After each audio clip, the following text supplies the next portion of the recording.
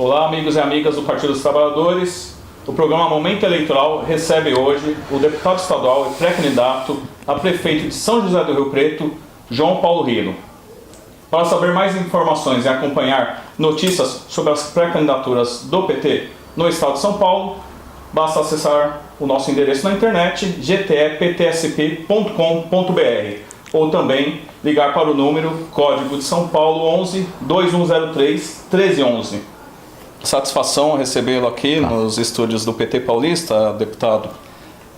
Primeiramente, fale um pouco sobre a sua trajetória de vida e política em São José do Rio Preto. Então, cumprimentar todos os telespectadores, espectadores aí pela internet do PT, da militância do PT, que acompanham o site, cumprimentar nosso querido companheiro jornalista Fábio aqui e agradecer a oportunidade de dialogar sobre política e sobre o processo eleitoral. Bom, eu tenho uma trajetória construída dentro do PT, né? Eu sou fruto do Partido dos Trabalhadores, iniciei no movimento estudantil aos 16 anos de idade e logo me filiei, foi concomitante a minha entrada ao movimento estudantil e também a entrada no PT, um partido que me acolheu e que me ensinou, ajudou a desenvolver a minha formação política, um partido que me ensinou como agir democraticamente, enfim, e é isso. Eu tenho uma história no movimento estudantil e depois basicamente dentro do PT. Fui vereador em São José do Rio Preto, fui candidato a prefeito 2 vezes, em 2008 nós fomos ao segundo turno, lideramos o processo todo e perdemos por 1% no final da eleição. Fui eleito em 2010 deputado estadual e reeleito em 2014. E sou pré-candidato a prefeito em Rio Preto hoje. E diante da atual conjuntura, quais as motivações e objetivos da sua pré-candidatura? Olha, tem uma expectativa, né? Porque é óbvio que a nossa quase chegada à prefeitura em 2008, ela não é um resultado ali de curto prazo. É óbvio que é um acúmulo de força e de participação do PT na cidade, desde a sua fundação.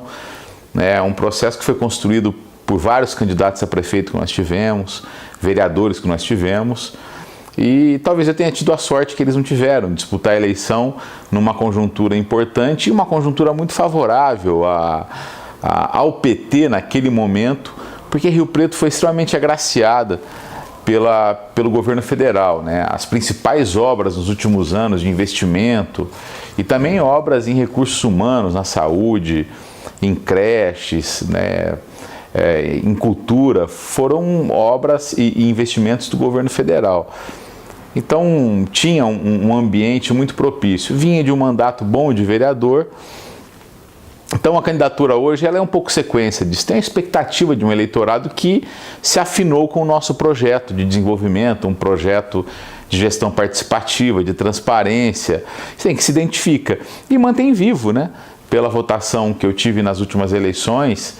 Então tem essa expectativa de fazer uma gestão, né, mais democrática, uma gestão mais transparente, com mais participação e voltada, obviamente, para aqueles que mais dependem do poder público, aqueles que dependem de uma saúde, né, de qualidade, com bom atendimento, que depende de creche municipal, de ensino municipal, enfim, aquele cidadão que depende de uma cidade que garanta para ele uma qualidade de vida. Legal. Agora vamos entrar no quadro das propostas e da construção do programa de governo para São José do Rio Preto. Saúde.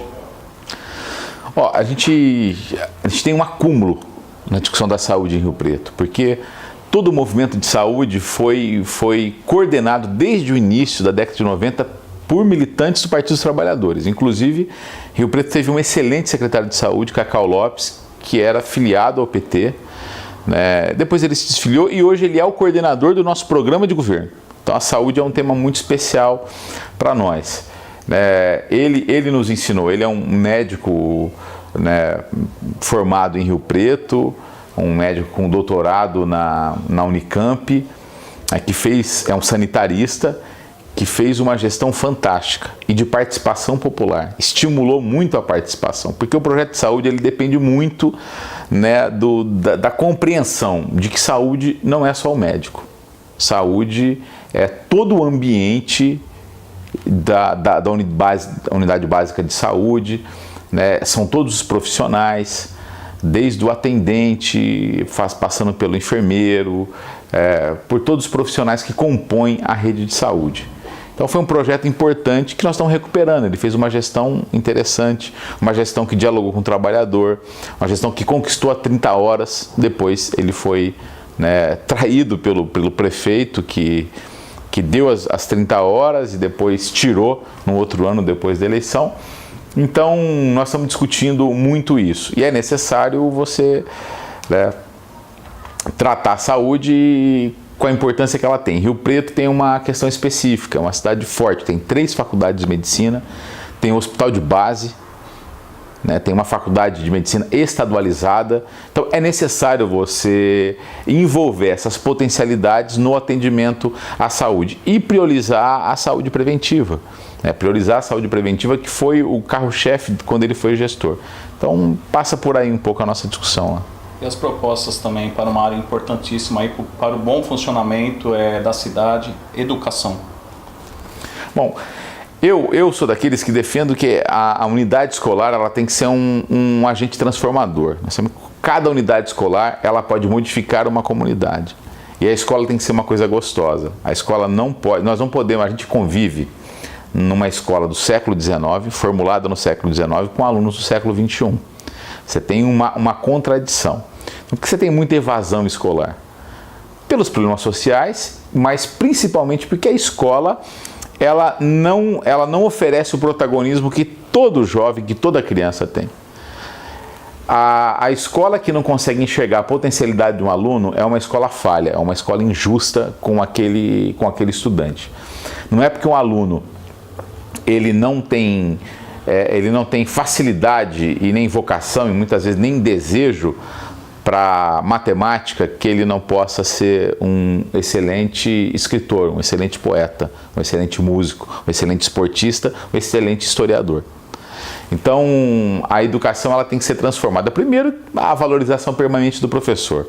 Sem carreira de professor bem formulada, forte, você não tem uma educação de qualidade. E você transformar a unidade escolar em algo prazeroso, em algo que estimule o desejo e mais, que dialogue com o que a juventude tem de melhor, que é a sua espontaneidade, o seu espírito de transgressão e uma energia que tem que ser canalizada.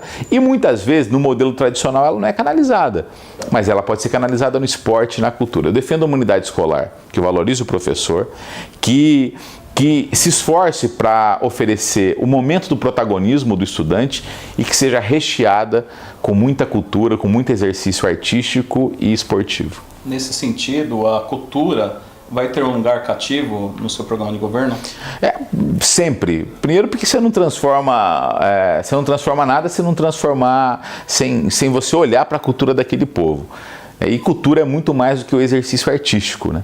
Cultura é muitas vezes a forma como a comunidade organiza suas festas, a forma como a comunidade lida com seus filhos mais rebeldes. Então tudo isso é cultura. Então eu sou um militante da cultura. Eu comecei no movimento estudantil, no PT e no teatro praticamente junto. Então tive uma experiência como ator, como diretor de teatro e como agitador cultural. E entendo que a cultura, ela salva vidas. O exercício da arte salva vidas. Ela transforma, ela liberta.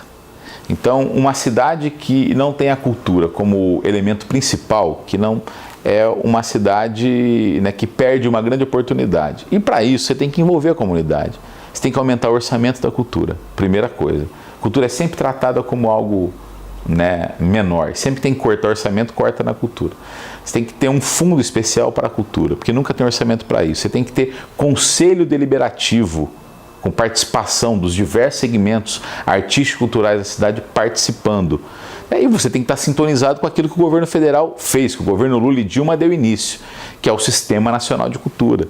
Você tem que aumentar o orçamento e vincular ele a um fundo e a um conselho deliberativo, a participação das pessoas. E Rio Preto tem uma característica interessante, é uma cidade com muito fomento, com muita participação cultural. Tem um festival importante de teatro, que foi esvaziado agora nas últimas gestões, mas tem uma importância grande. Você tem muitos músicos, você tem muita... O hip hop tem uma força muito grande na cidade, né?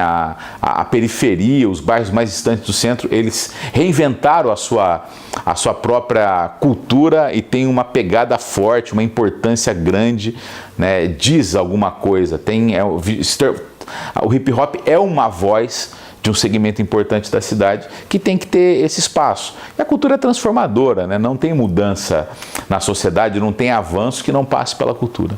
Os governos Lula e Dilma promoveram um grande avanço nas áreas de desenvolvimento urbano e habitação, principalmente por meio, né, do programa Minha Casa Minha Vida. Deputado, o que é possível fazer a nível local para essa área também continuar progredindo em São José do Rio Preto? Rio Preto é um dos maiores programas do Brasil, Minha Casa Minha Vida. Então, por aí você vai ver a importância do governo Lula. Rio Preto não tinha esgoto tratado, tratou no governo Lula. Rio Preto tem problemas de enchente, que é um problema histórico de planejamento urbano. Aí a própria topografia da cidade. Conseguiu fazer, né, obras de macro-drenagem importantíssimas que não vão solucionar definitivamente, mas muito importante, muito investimento. Governo federal. Rio Preto revitalizou seu calçadão, governo federal. Rio Preto ampliou e reformou o aeroporto, governo federal. E Rio Preto fez um dos maiores programas do Minha Casa e Minha Vida, governo federal. Só que não basta você criar conjuntos habitacionais, você tem que dar dignidade à moradia. E Rio Preto tem vazios urbanos muito grandes. Então nós temos que discutir a moradia mais perto, mais estruturada. Você não pode colocar uma família para morar num lugar que vai demorar 10 anos para ter toda a infraestrutura. A quantidade de creche necessária, a quantidade de escola necessária, a quantidade de UBS necessária, linhas de ônibus necessária, aparelhos culturais, esportivos, praças que funcionam, que dão vida, que são pontos de encontro, que ajudam a formar, né, o perfil de uma comunidade, esperar anos e anos para acontecer. Então, o governo federal em Rio Preto fez a parte dele, o governo municipal não fez. A própria comunidade vai se virando e vai dando vida e vai dando sentido para aquela comunidade, mas teve um abandono. E outra coisa, falta de transparência na seleção. Então, é necessário você criar uma transparência, um cadastro justo. É possível fazer isso para você evitar a politicalha, a politicagem em cima de casa popular. Você muitas vezes beneficia, né, pessoas que não têm tanta necessidade como outras. Então, primeiro da justiça, da transparência aí. E outro, discutir moradia em lugares mais próximos dos aparelhos públicos e não distante. Que história é essa? De que a cidade cresce de um jeito organizado, digno de um lado, e cresce de maneira muito precária do outro, geralmente para os mais pobres. Então, você tem que continuar fazendo casa, mais moradias dignas e dentro de uma estrutura urbana. O desenvolvimento regional para crescer a economia e gerar emprego, renda, é uma das grandes bandeiras da sua pré-candidatura? Porque, por conta até do meu histórico na Assembleia Legislativa. Eu tomei posse dia 15 de março de 2011. Em abril de 2011 eu já estava com um projeto protocolado criando a região metropolitana de São José do Rio Preto, que é esse pensamento regional. Porque as cidades não podem viver como ilha, principalmente por conta de uma imperfeição federativa, que os municípios eles estão sem recursos. Então é muito importante você criar essa irmandade. As cidades elas são irmanadas. Elas convivem, elas dependem uma da outra. Então o desenvolvimento regional é muito importante para desenvolver não só São José do Rio Preto, mas também as cidades vizinhas. Porque Rio Preto é liderança, é uma potência econômica, cultural, educacional, de saúde, graças aos vizinhos. que trabalham ali, que estudam ali, que vão procurar prestação de serviço ali, que vão procurar atendimento médico ali, que vai consumir no comércio de Rio Preto ali. Então, não tem sentido cada cidade ser uma ilha. Então, o desenvolvimento regional passa primeiro por você organizar uma unidade regional. Por isso que eu apresentei o projeto. O governador vetou meu projeto, ele foi aprovado na Assembleia. Vetou e agora cometeu um grande equívoco político, enviando a criação da região metropolitana de Ribeirão Preto. Então nós conseguimos avançar, porque denunciamos isso. Falaram, olha, você está preterindo uma região, não temos nada contra Ribeirão Preto. Aliás, merece criar uma unidade regional, mas o Preto está na fila há mais tempo, tem mais acúmulo, tem um projeto aprovado. Então o desenvolvimento regional é muito importante, até porque, Fábio, de que vale você tratar o esgoto de uma cidade se a cidade vizinha continua jogando esgoto in natura nos rios e nos córregos? O rio que passa na sua cidade passa na minha. Se eu trato, não tem um filtro, você não consegue colocar um filtro. Então, daqui não passa esgoto in natura, não. Contaminou lá, contamina aqui. O lençol freático pode estar suscetível também à contaminação. O solo está suscetível à contaminação. Então, você tem que discutir soluções regionalizadas. A questão ambiental é séria, que é esse tratamento de esgoto, você cuidar do saneamento não só de uma cidade, de toda uma região. O destino do lixo, as cidades menores, elas não têm condição financeira para criar aterros sanitários. Se você não tem um aterro sanitário próximo, isso encarece a coleta do lixo e mais. Às vezes você não sabe onde está sendo, qual é o destino desse lixo. Agora, se você tem uma unidade regional, uma região metropolitana constituída, você consegue consorciar. Você sabe muito bem, você que é do ABC, sabe que tem uma experiência fantástica de consórcio do ABC. Então, tem que ser estimulada. Você consegue construir de maneira consorciada entre outros municípios. A questão, por exemplo, Universidade Federal. Tem um sonho antigo, uma demanda. Uma coisa é Rio Preto pedir sozinho uma Universidade Federal. Outra coisa é a região pedir. A questão interurbana é que nos grandes centros, como São Paulo, aqui no ABC, você já tem isso mais avançado, até por uma questão de necessidade, está tudo conurbado. Mas nas regiões, a tendência é essa também. Porque tem muito estudante que mora numa cidade e estuda em Rio Preto. E você não tem um sistema único ali, interurbano, de mobilidade, de transporte. Tudo isso pode ser discutido dentro dessa lógica do movimento regional. Então são coisas, citei aqui algumas, poderia citar várias, que são muito importantes. Então, quem for prefeito de uma cidade, ele não pode se isolar e tratar a sua cidade como uma ilha. Tem que conversar com os vizinhos, porque pode ser ajudado e pode ajudar. A segurança é um dos grandes gargalos a nível estadual. Porém, o que é possível fazer a médio e curto prazo para resolver a demanda, principalmente da população que se sente insegura, principalmente nas médias e grandes cidades? Rio Preto tem guarda municipal, né, que é uma guarda civil. Infelizmente, você tem uma deficiência muito grande na segurança pública por conta do Estado, que é um abandono total. É o que se paga por um policial militar, por um delegado de polícia, por um investigador de polícia, estou falando tanto da civil como da militar. É um absurdo. Elas poderiam cumprir um papel muito mais importante. Elas estão desequipadas, os servidores não têm uma carreira atrativa, eles estão desestimulados.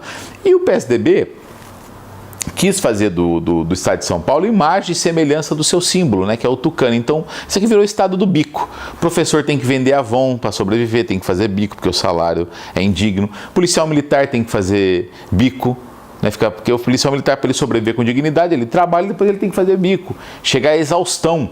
Né? Então não é tratado com dignidade. E isso reflete onde? Óbvio que na segurança das pessoas. O que o prefeito pode fazer? Além de se somar a uma luta de valorização da polícia militar, da polícia civil, mas ele pode ajudar no seu município. Municípios que têm guarda municipal como Rio Preto, a guarda municipal, ela não pode, por impedimento constitucional, realizar funções que é típica da Polícia Civil, Polícia Federal ou Polícia Militar. Mas você pode criar uma polícia comunitária com inteligência, você pode ter uma central de monitoramento, uma central de inteligência, ela pode fazer a segurança preventiva, sim. Ela pode ter uma relação com a comunidade, com as escolas, com a associação de bairro. Você pode gerar, sim, um ambiente de segurança muito maior com a guarda municipal. Falta vontade política. E trabalhar em parceria também com a Polícia Civil e Militar. Agora você pode desenvolver inteligência, a inteligência não é proibida, você pode ter central, né, de informações, de monitoramento feito pelo próprio município e ajudar e trabalhar em parceria com essas polícias e trabalhar na segurança preventiva, que eu acho que é muito importante, muito eficaz. A participação popular é um grande instrumento criado pelo Partido dos Trabalhadores, principalmente por suas gestões, por meio do orçamento participativo. É possível também, deputado, realizar, no eventual governo do PT, logo no início do mandato também, já implementar essa ferramenta também em São José do Rio Preto? Claro que é possível, e mais do que isso, você tem que dar transparência à gestão, criar fóruns de participação, não apenas no orçamento participativo, mas também em decisões importantes da cidade, como planejamento urbano. A cidade não pode crescer à mercê do conhecimento do cidadão. Você tem que criar mecanismos de participação, estimular conselhos, ter o máximo de conselhos possível participativo. Agora, a democracia é uma coisa que dá trabalho.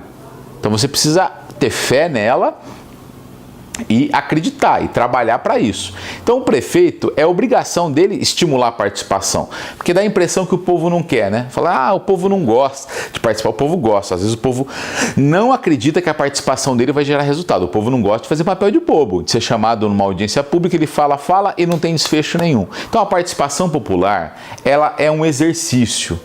E nós temos uma democracia que ainda está gatinhando em aperfeiçoamento e agora acaba de ser atacada, né, de um jeito muito violento, de um jeito extremamente autoritário. A gente está sofrendo um golpe que foi dado e continua em curso, um golpe que tende a descambar para uma repressão dos movimentos sociais. Então, eu não vejo outra saída que não seja radicalizar na democracia e na participação popular. Porque faz bem, a nossa democracia, ela será aperfeiçoada com a participação popular. Eu sou um defensor da participação direta, especialmente quando os organismos públicos não funcionam. Quando as casas legislativas não funcionam, eu defendo que o povo vá lá e fale, ou vocês fazem ou nós vamos aqui, né, criar uma condição, vamos dizer como é que vocês têm que fazer. Que foi o caso da ocupação da Assembleia por Estudantes, que gerou a CPI da merenda. Falou, vocês não vão fazer a CPI da merenda? Então tá bom, então a gente vai participar de maneira direta. Olha como teve um resultado importante. É óbvio que tem aqueles que acham que isso é uma invasão, isso é um crime, né? Esse papo furado de quem é autoritário, de quem traz no seu DNA uma carga autoritária muito grande. Então, a participação popular não pode ser retórica. O orçamento participativo não pode ser retórico, não pode virar uma ouvidoria. Você tem que se esforçar, tem que politizar as pessoas, tem que construir junto a participação, e os avanços da cidade também têm que ser construídos junto com o povo. Porque quando o povo sente que a sua participação resulta em alguma coisa, ele vai querer participar cada vez mais. Então é um processo de politização conjunta, né? E não podemos ter a soberba de achar que nós temos consciência política e o povo não tem. Isso é uma estupidez, né? A consciência é construída de maneira coletiva e não imposta nem de um lado nem de outro. Chegamos na reta final da entrevista com o pré-candidato a prefeito de São José do Rio Preto, João Paulo Rilo. E como última pergunta por que o projeto do Partido dos Trabalhadores, representado por sua pré-candidatura, é o melhor para São José do Rio Preto? Olha, eu não vou dizer que ele é o melhor, talvez seja uma prepotência dizer que o nosso projeto é o melhor. Mas ele é um projeto transparente, ele é um projeto que garante a participação, ele é um projeto que olha para aqueles que mais precisam, ele é um projeto que tem a cultura, a educação, a saúde, a segurança pública como ponto estratégico, e ele é um projeto que foi testado nacionalmente e foi aprovado. E ele é um projeto que dialoga com tudo aquilo de bom que Rio Preto recebeu do governo do PT. É óbvio que o dinheiro é de todos nós, mas vamos lembrar que o PSDB já governou esse país, que Rio Preto tinha um ministro da cidade, um ministro que é da cidade, que foi ministro Fernando Henrique Cardoso, e nem compara os investimentos, os programas que foram destinados. Como nem compara os investimentos do governo estadual com o que o governo federal, durante o governo do Lula e da Dilma, investiu em Rio Preto. Então, eu não quero dizer que nós temos o melhor projeto. Nós temos um projeto que tem um laço, que tem uma história, que tem uma credibilidade e uma sinceridade. E é com esse projeto que nós vamos disputar o processo eleitoral. De cabeça erguida, né, e com muito orgulho da nossa história. A gente tem que ter lado na vida, né, encarar as dificuldades, né, enfrentá-las, dialogar e entender que o processo histórico é assim. Nada se constrói de um dia para outro e nada acaba também de uma hora para outra. A democracia é um processo em construção. Nós estamos num momento adverso, um momento de uma conjuntura política adversa. O partido acertou muito, errou, sofre ataques pelos seus erros, mas principalmente por seus acertos, que muito incomodou os rentistas, os bilionários desse país e uma elite que não quer dividir nada. Então, nós temos que ter a tranquilidade e apostar na história, ter tolerância histórica, né? As coisas mudam e mudam sempre para melhor, na minha opinião. Eu, por ser um homem de esquerda, eu sou um otimista por natureza. Não tem como fazer política sem otimismo. Legal. Agradeço a participação do pré-candidato. Eu que agradeço.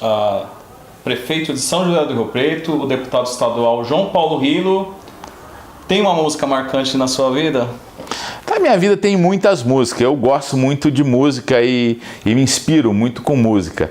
E cada momento exige uma, eu vou sugerir uma aqui, do Ivan Lins, né, que eu acho que é muito propícia para o momento, que chama Desesperar Jamais. Quero sugerir essa música que vale para toda a esquerda brasileira, né? Que diz que desesperar jamais, já aprendemos muito nesses anos, afinal de contas não tem cabimento entregar o jogo no primeiro tempo. Então os golpistas eles estão ganhando, mas nós estamos no primeiro tempo ainda, tem segundo tempo, tem prorrogação, né? Política é um jogo que não acaba nunca. Muito bom, boa pedida e muito obrigado mais uma vez ao deputado estadual João Paulo Rilo. E para saber mais informações sobre as eleições 2016, basta acessar linhadireta.org.br. Meu grande abraço e até a próxima.